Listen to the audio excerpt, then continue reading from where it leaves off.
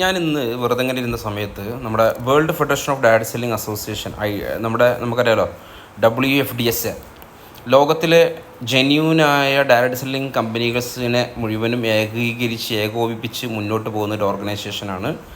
ഞാനിങ്ങനെ നോക്കിയ സമയത്ത് ഈ പറയുന്ന world federation of direct selling association members ആരൊക്കെയാണെന്ന് ഇങ്ങനെ നോക്കിയതാട്ടോ.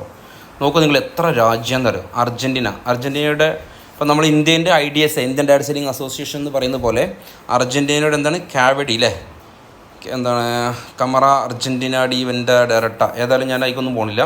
ഡയറക്ട് സെല്ലിംഗ് അസോസിയേഷൻ ഓഫ് ഓസ്ട്രേലിയൻ്റെയാണിത്. പിന്നെ ആൻഡ്രിസ് വെർബാൻഡോ, അതും ഓസ്ട്രിയൻ്റെ മറ്റൊന്നാണ്.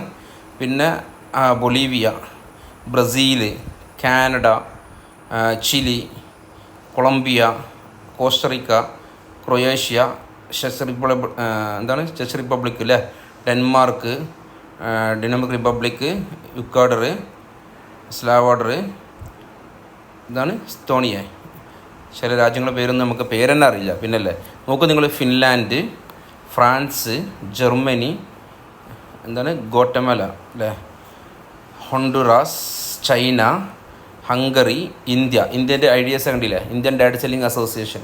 IDS മെമ്പർഷിപ്പുള്ള കമ്പനിയെ മാത്രമേ നമുക്ക് ജെന്യൂനായ ഒരു നെറ്റ്വർക്ക് മാർക്കറ്റിംഗ് ആണ്, ഇന്ത്യയിൽ വർക്ക് ചെയ്യുന്ന ജെന്യൂനായ നെറ്റ്വർക്ക് മാർക്കറ്റിംഗ് കമ്പനിയാണ് നമുക്ക് തിരിച്ചറിയാൻ കഴിയുള്ളൂ. നോക്കൂ, അതേപോലെ ഇന്തോനേഷ്യ, പിന്നെ Republic of Ireland, Israel, Italy, Japan, Kazakhstan, Korea, Latvia,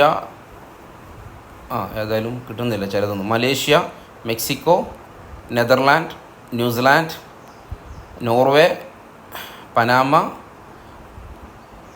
Paraguay, Peru, Philippines, Poland, Portugal, Romania, Russia, Singapore,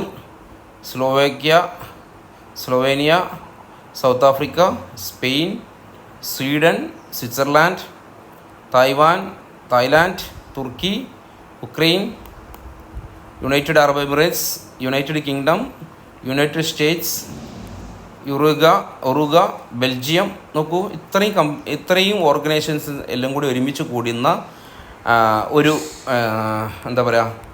പ്ലാറ്റ്ഫോമാണ് നമ്മുടെ world federation of direct selling association, WFDS. Just ഇങ്ങനെ ഇരുന്ന സമയത്ത് നോക്കിയതാട്ടോ. നമ്മുടെ ഈ ഡയറക്ട് സെല്ലിങ്ങിൻ്റെ ഒരു ഫ്യൂച്ചറും അതിൻ്റെ പാസ്റ്റും ഒക്കെ നമുക്ക് ചിന്തിക്കാവുന്നതിലും, അതായത് ഇതിൻ്റെ ഫ്യൂച്ചർ എന്ന് പറഞ്ഞാൽ ചിന്തിക്കാവുന്നതിലും അപ്പുറം എന്നാണ് ഞാൻ മനസ്സിലാക്കുന്നത്. പാസ്റ്റിലേക്ക് നമ്മൾ നോക്കുന്ന സമയത്തും ഇതിൻ്റെ ഒരു കെട്ടുറപ്പ് നോക്കുന്ന സമയത്ത് മനസ്സിലാക്കുന്നത്, എസ്പെഷ്യലി നമ്മുടെ രാജ്യത്ത് കുതിച്ചുയരാൻ പോവാണ്. ഇതിൻ്റെ ഒരു റെവല്യൂഷനാണ് നടക്കാൻ പോകുന്നത്. എനിവേ, ജസ്റ്റ് ആ ഒരു വീഡിയോ ചെയ്യാൻ വേണ്ടി തോന്നി. Thank you.